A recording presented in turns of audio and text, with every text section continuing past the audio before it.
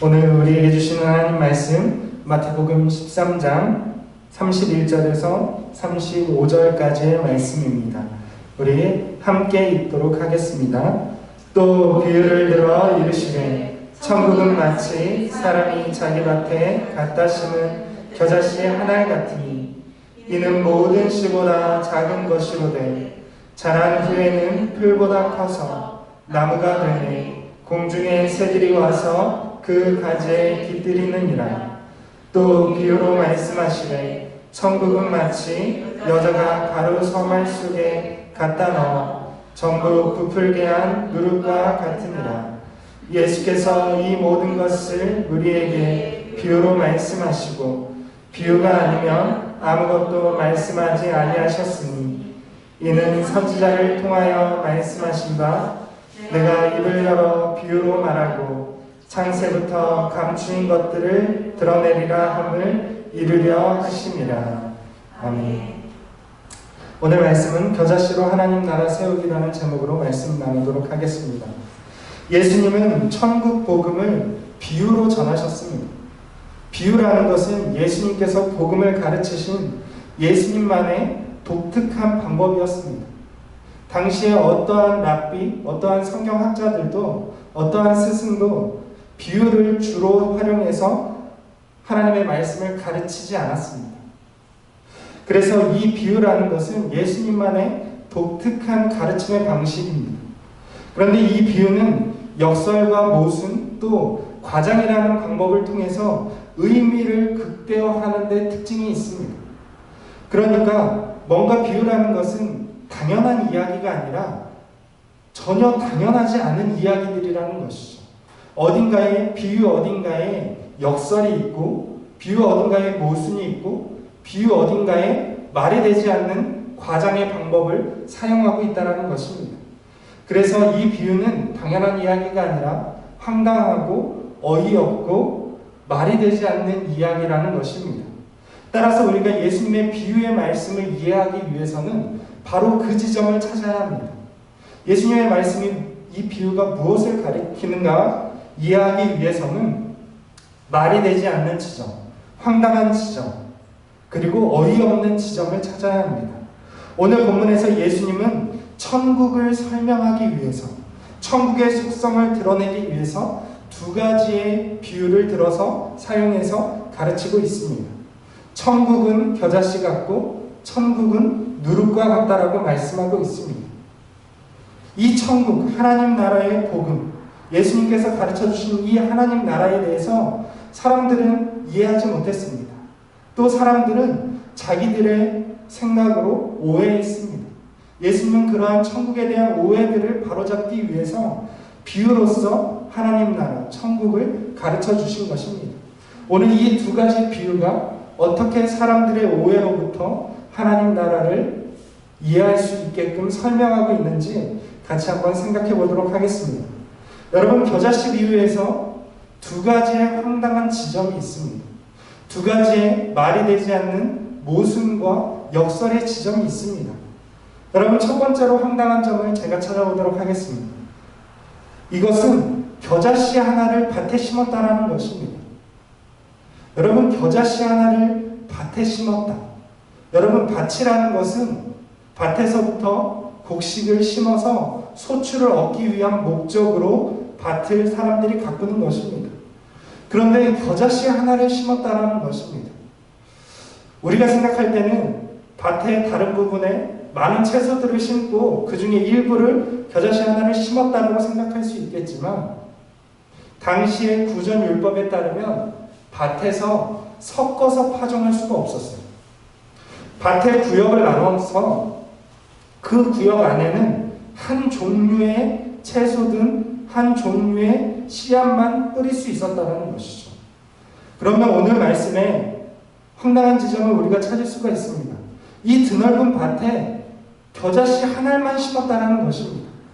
그 밭을 비워놓고 겨자씨 한 알만 심었다는 것이죠. 이렇게 미련한 사람이 없습니다. 여러분, 누가 겨자씨 한 알만 심어서 그 밭을 나머지를 다 놀리겠습니까? 그런 사람은 사람들로부터 미련한 사람이라고 손가락질 받을 수밖에 없는 것입니다. 그런데 오늘 예수님은 비유에서 이렇게 말씀하십니다. 그렇게 미련하고 어리석게 겨자씨 하나를 자기 밭에 가져다 심은 사람이 바로 하나님이라고 말씀하고 있는 것입니다.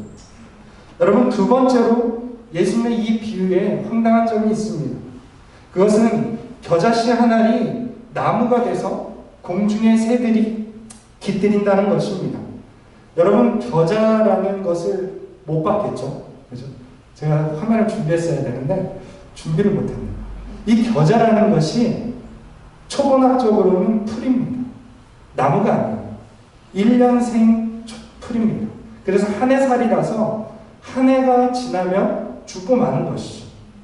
나무가 아닙니다. 나무는 최소한 몇 년을 살아야 나무잖아요. 그런데 이 겨자씨 한 알이 나무가 될 수가 없는 것이죠. 그리고 우리가 아는 것처럼 이 겨자라는 것은 제주도에 가면 유채꽃이 있죠. 유채와 겨자가 같은 그런 과목에 있는 풀이에요. 그래서 이 겨자의 꽃도 유채처럼 노랗게 핍니다. 그리고 이 겨자의 그 가장 흔한 산지가 바로 갈릴리였어요. 유대 지역 전체 중에서, 이스라엘 땅 전체 중에서 갈릴리 지역이 겨자씨가 엄청 흔합니다. 그래서 지금도 성지순례를 가는 팀들이 보면 그 갈릴리에 가면 노랗게 피어요. 그것이 바로 겨자씨죠. 제주도에 있는 유채꽃이랑 똑같이 핍니다. 그런데 여러분, 이 겨자씨, 여러분 유채꽃을 생각하면 똑같습니다. 유채꽃 한 대가 나와서 거기에 그 줄기 하나에 새가 깃들일 수 있겠습니까? 깃들일 수가 없는 거죠. 오늘 말씀에 보면 새 한 마리가 아니라 새들이 깃들인다라고 이야기하고 있습니다. 밭에 겨자씨 하나를 심었고 겨자씨 하나에서 그냥 대가 나와서 그냥 줄기가 하나 생겼습니다. 그런데 어떻게 거기에 새들이 깃들일 수 있다는 말입니까? 여러분, 결코 겨자씨는 새들이 깃들일 만큼 거목이 될 수 없습니다. 여러분, 이 지금 밭의 주인이 원하는 것이 무엇일까요? 밭의 주인은 새들이 깃들일 거목을 얻길 원하고 있습니다. 그런데 여러분 생각해 보시기 바랍니다. 새들이 깃들일 만큼 크고 멋지고 웅장한 거목을 얻기를 원한다면 어떻게 해야겠습니까? 그 밭에 가장 좋은 나무에 묘목을 심어야죠. 씨를 심는 그것도 말이 안 됩니다. 씨 하나를 심어가지고 거대한 묘목을 얻는다? 거대한 거목을 얻는다? 말이 되지 않죠. 거목을 키우기 위해서는 정말 좋은 묘목을 가져다가 심어야 그것이 거목이 될 수 있는 것입니다. 그런데 오늘 하나님 나라의 방식은 그렇지 않다는 것입니다. 여러분, 하나님은 겨자씨 하나를 심어놓고 새들이 깃들일 만한 거목을 얻기를 원하고 있다는 것입니다. 너무 양심이 없고 허황된 일이 아닐 수 없습니다. 그런데 예수님은 하나님께서 그런 분이라고 말씀하고 있습니다. 겨자씨 하나를 심어놓고 새들이 깃들일 거목을 얻길 원하는 분이라고 말씀하는 것입니다. 여러분, 이 비유는 하나님 나라가 세워지는 방식을 가르쳐주고 있습니다. 여러분, 하나님 나라가 어떻게 세워지냐 하는 것이죠. 하나님 나라는 처음부터 거목으로 세워지지 않는다는 것입니다. 하나님의 나라는 겨자씨로서 심겨져서 마침내 거목으로 자라는 나라라는 것입니다. 여러분, 그렇습니다. 당시의 유대인들은 하나님의 나라가 세워지길 기대했습니다. 로마로부터 지배받고 있던 유대인들은 하나님의 나라가 다윗의 후손의 메시아가 와서 하나님의 나라를 강력한 왕권으로 세우기를 원했습니다. 거대한 나라, 거목으로서 세계의 모든 나라들이 무시할 수 없는 강력한 다윗과 같은 왕권을 가진 나라를 세우기를 원했습니다. 처음부터 거목으로서 하나님 나라가 세워지길 기대했다는 것입니다. 그리고 그 힘으로써 로마 제국을 자기들의 땅에서 몰아낼 것이라고 생각했습니다. 그러나 예수님은 하나님의 나라가 결코 그러한 세상의 방식, 힘의 논리로 세워지지 않는다는 것을 말씀하고 있습니다. 여러분, 예수님의 제자들조차 예수님이 세우실 하나님의 나라가 강력한 군대와 권력을 통해서 세워질 것이라고 생각했습니다. 그런데 예수님께서는 결코 하나님의 나라를 그러한 세상의 방식으로 세우지 않겠다라고 말씀하고 있습니다. 그것은 예수님이 힘이 없어서가 아니라 새들이 깃들이게 하기 위함이라고 말씀합니다. 여러분, 로마는 세계를 지배했습니다. 제국을 세웠습니다. 그러나 로마 시민들만을 위한 제국을 세웠습니다. 그 안에 다른 모든 나라와 민족들은 끊임없이 로마 제국을 향해서 반란을 일으켰습니다. 힘의 논리라는 것, 세상이 세우는 제국은 바로 그러한 한계를 갖고 있습니다. 세상이 힘의 논리로 굴복은 시킬 수 있을지언정 그 안에서 다른 나라들이, 다른 민족들이 안식을 얻을 수는 없는 것입니다. 여러분, 그렇습니다. 세상의 방식, 힘의 방식, 제국의 방식으로는 지배를 할 수 있을 뿐 진정한 안식을 줄 수 없습니다. 그렇기 때문에 모든 나라들이, 여기서 이 비유에서 새라는 것은, 성경에서 새는 나라를 상징해요. 모든 나라들이 안식을 얻을 수 있는 그러한 하나님의 나라는 세상의 방식으로는 결코 세워질 수 없는 것이죠. 모든 유대인들과 모든 제자들은 세상의 방식으로 예수님이 하나님 나라를 세우길 원했습니다. 만일 그렇게 예수님께서 군대를 동원해서 하나님 나라를 세웠다면, 이스라엘 왕국을 세웠다면 아무도 예수님을 반대하는 사람이 없었을 것입니다. 그러나 예수님은 하나님 나라를 전혀 다른 새로운 방식으로 세우고 있습니다. 그것은 마치 갈릴리 들판에 널린 겨자씨와 같은 평범한 사람들을 불러서 제자를 삼으시고 복음을 전하시는 방식이었습니다. 여러분, 비록 예수님이 전하신 하나님 나라의 시작은 미미하고 보잘것없이 보였습니다. 예수님과 제자들은 갈릴리라는 이스라엘의 변방에 보잘것없는 무리였습니다. 군대도 없었고 힘도 없었고 또 경제력도 없었습니다.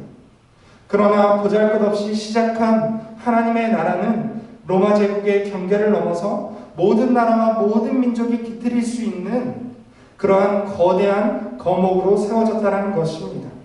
여러분, 이것이 미약하게 시작한 하나님 나라의 비밀입니다. 당시의 사람들에게 예수님은 비유로서 이것을 말씀하고 있습니다. 하나님의 나라는 너희가 생각하는 방식으로 세워지는 것이 아니라 모든 나라, 모든 민족이 깃들일 수 있는, 안식할 수 있는 은혜의 방식으로 세워진다는 것을 가르쳐 주고 있는 것입니다. 여러분, 이 하나님의 나라가 모든 사람에게 안식을 주기 위해서 이런 복음의 방식으로서 세워졌다는 것입니다. 여러분, 이어지는 누룩 비유도 비슷한 맥락을 담고 있습니다. 여러분, 누룩 비유에서 황당한 점은 무엇일까요? 그것은 바로 누룩으로서 가루 서말을 발효시켰다는 것입니다. 여러분, 서말, 사실 저도 킬로그램 단위를 썼기 때문에 서말이 얼마인지 잘 모르겠어요. 근데 말이라는 것이 우리나라는 정말 고무줄이에요. 콩을 잴 때, 밀을 잴 때 다 달라요. 킬로그램이 다르고 부피가 달라요. 그게 참 신기하죠. 그런데 이 성경에서 이야기하는 서말은 킬로그램으로 따지면 27kg. 여러분, 27kg이면 제가 계산을 해봤는데 파리바게트에서 식빵 하나가 800칼로리인데 제가 계산해보니까 이 밀가루 서말을 빵으로 만들면 식빵, 파리바게트에 있는 식빵 있잖아요. 120봉지가 나와요. 식빵 120덩어리를 만들 수 있는 양이 어마어마한 양이죠. 여러분, 누가 집에서 밀가루 27kg을 반죽해서 빵을 만들겠습니까? 여러분, 밀가루 27kg을 반죽한다는 것 자체가 여러분 할 수 있을까요? 사람의 힘으로? 제가 볼 때는 이건 되게 힘든 일인 것 같아요. 물론 발로 밟고 어떻게 하면 할 수 있을지는 모르겠지만 말이 되지 않는다는 거죠. 어느 누구도 한 마을 전체가 먹을 수 있는 양의 반죽을 해서 빵을 굽는 사람은 아무도 없다는 것이죠. 그리고 여기에 이 비유에 보면 특이하게 뭐라고 이야기하고 있습니까? 여자라고 이야기하고 있죠. 도대체 어떤 여자길래 밀가루 27kg을 반죽해서 빵을 만들겠습니까? 말이 되지 않는다는 것이죠. 그런데 더구나 고대에는 정말 그 집에서 빵을 120덩어리를 굽는다는 것은 불가능에 가까운 일이었습니다. 그런데 그거보다 더 여기에서 불가능한 일은 누룩으로 가루 서말을 전부 부풀게 했다는 것입니다. 여러분, 누룩으로서 그 반죽 전체를 다 발효시켰다는 것이죠. 여러분, 이것이 말이 안 됩니다. 왜냐하면 오늘날에 발효하는 이 누룩이라는 것은 이스트가 있죠. 우리는 빵을 만들 때 이스트를 막 넣어가지고 빵을 식빵처럼 크게 부풀리는 것이죠. 만약에 밀가루에 이스트를 넣지 않으면 우리가 인도에 있는 난 있잖아요. 그렇게 되는 거예요, 빵. 그런데 거기에 이스트를 넣으면 어떻게 됩니까? 그게 식빵처럼 크게 부풀게 되는 것이죠. 그래서 누룩을 넣어서 식감이 좋고 공기층이 있으니까 먹기가 좋게 빵을 발효시켜서 만드는 것이죠. 그게 기술인데 고대 이집트에서 이 누룩을 발견을 했어요. 어떻게 발견했냐면 자연 발효가 되는 거예요. 자연적으로 밀가루에는 효모가 있고 그것이 자연적으로 발효가 될 수 있어요. 그런데 이거를 발효시키려면 자연 방식으로 빵의 반죽을 발효시키려면 최소 3일에서 4일이 걸립니다. 그러니까 빵을 그 조그마한 양을 한 끼 먹을 수 있는 빵 덩어리를 반죽할 텐데 그것을 반죽하면 그 반죽을 최소한 3일에서 4일은 놔야 그것이 발효가 돼서 그것이 누룩처럼 빵을 그렇게 푸짐하게 구울 수 있는 형태가 된다는 것이죠. 여러분, 그만큼 고대에는 빵을 굽는 것이 어려웠습니다. 누룩을 만드는 것이 어려웠죠. 그리고 지금과 같이 효과도 좋지 않았습니다. 지금은 식빵이 정말 어마어마하게 부풀잖아요. 고대에는 그렇게 식빵처럼 어마어마하게 부푸는 빵을 만들 수가 없었어요. 왜냐하면 자연 발효된 그 누룩은 효과가 너무 열악했기 때문에 그렇죠. 그런데 오늘 말씀에 보면 그렇게 이야기합니다. 누룩으로서 밀가루 서말을 발효시켰다. 여러분, 이렇게 누룩 하나를 만들기가 발효시키기가 어려우니까 여러분, 이게 사람들이 지혜를 쓴 게 뭐냐면 이 반죽을 그날 반죽해 놓은 것을 반절은 빵을 하고 반절은 씨반죽으로 남겨놓는 거예요. 그래서 다음날 새로운 반죽을 하고 전날 남겨놨던 반죽이랑 합쳐서 다시 발효를 시키면 발효가 엄청나게 빨리 됩니다. 굉장히 신기하죠. 그럼 또 그날도 반죽을 또 발효시킨 반죽을 또 반절을 씨반죽을 남겨놓는 거예요. 마치 불씨를 아궁이에 남겨놓고 매일매일 불씨를 일으켜서 불을 떼는 것처럼 이 고대의 누룩이라는 것은 씨반죽을 계속 남겨놔서 발효를 시켰다라는 것이죠. 그런데 여러분, 생각해 보시기 바랍니다. 여러분, 그 남겨놓은 씨반죽 하나, 그 누룩을 가지고 밀가루 27kg을 반죽해서 그것을 전부 발효시킬 수 있겠냐는 것이죠. 여러분, 이것이 불가능하다는 것입니다. 여러분, 결코 이것은 이해할 수 없는 일입니다. 일어날 수도 없는 일입니다. 여러분, 이 누룩 비유를 들은 유대인들은 가루 서말 속에 누룩을 갖다 넣은 여자를 비웃을 수밖에 없었습니다. 어리석은 여자라고 생각할 수밖에 없는 것입니다. 불가능한 일을 꿈꾸고 있기 때문에 그렇습니다. 앞서 비유에서 겨자씨 한 알이 거목이 될 것이라고 생각하는 것도 정말 일어날 수 없는 일을 꿈꾸는 것이잖아요. 이것도 마찬가지입니다. 누룩으로 가루 서말을 부풀게 하는 것은 꿈꿀 수 없는 일이라는 것이죠. 그런데 바로 그 꿈꿀 수 없는 일을 꿈꾸는 분이 누구입니까? 하나님이라는 사실입니다. 여러분, 이 미련한 여자가 바로 하나님을 상징하고 있습니다. 하나님은 적은 누룩으로 가루 서말 전체를 부풀리시는 분이라고 말씀하고 있습니다. 여러분, 이것이 하나님 나라라고 천국이라고 예수님은 비유하고 있습니다. 예수님으로부터 시작된 하나님의 나라는 미미하게 시작됐습니다. 그저 누룩 한 덩어리에 불과했습니다. 하지만 그 예수님으로부터 시작된 누룩 한 덩어리가 가루 서말 전체를 부풀게 한 것처럼 놀라운 영향력을 나타낼 것이라는 것을 보여주고 있습니다. 여러분, 그렇습니다. 예수님이 처음 시작하신 하나님의 나라, 제자들을 불러 모으시고 천국 복음을 가르치셨던 예수님의 시작된 그 하나님의 나라는 너무나도 보잘것없는 누룩이었고 너무나도 작은 겨자씨 하나에 불과했습니다. 그것이 결코 세계의 모든 나라들이 깃들일 만한 거대한 거목이 될 것이라고 생각한 사람은 아무도 없었습니다. 그런데 어떻게 되었습니까? 하나님의 나라는 그 겨자씨 하나로부터 시작된 하나님의 나라, 누룩 한 덩어리로부터 시작된 하나님의 나라는 로마 제국을 정복하고 로마 제국의 경계를 넘어서 모든 나라의 하나님 나라를 세우는 놀라운 은혜를 끼쳤다는 것입니다.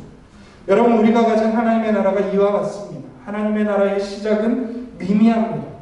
그러나 우리 각자 안에서 시작된 하나님의 나라는 마침내 거목이 될 것이고 마침내 그 모든 반죽을 부풀게 할 것입니다. 여러분, 그것이 하나님의 은혜의 방식입니다. 하나님의 은혜의 방식은 우리가 생각하는 상식의 방식을 초월합니다. 우리가 생각하는 방식이 아니라, 우리가 생각하는 힘의 논리가 아니라 은혜의 방식인 줄로 믿습니다. 하나님께서는 지금도 그러한 은혜의 방식으로서 하나님 나라를 세워가고 있습니다. 이 땅의 모든 나라들, 모든 민족이 하나님의 나라 안에서 안식을 얻기까지 하나님은 지금도 쉬지 않고 하나님 나라를 세우는 줄로 믿습니다. 저와 여러분들 통해서 이 하나님 나라가 세워질 수 있길 원합니다. 우리 속에서 시작하신 하나님의 나라가 마침내 우리 속에서 열매 맺을 수 있기를 원합니다. 또 하나님이 세우신 그 은혜의 나라를 날마다의 삶 가운데서 경험하시기를 주님의 이름으로 축원을 드립니다.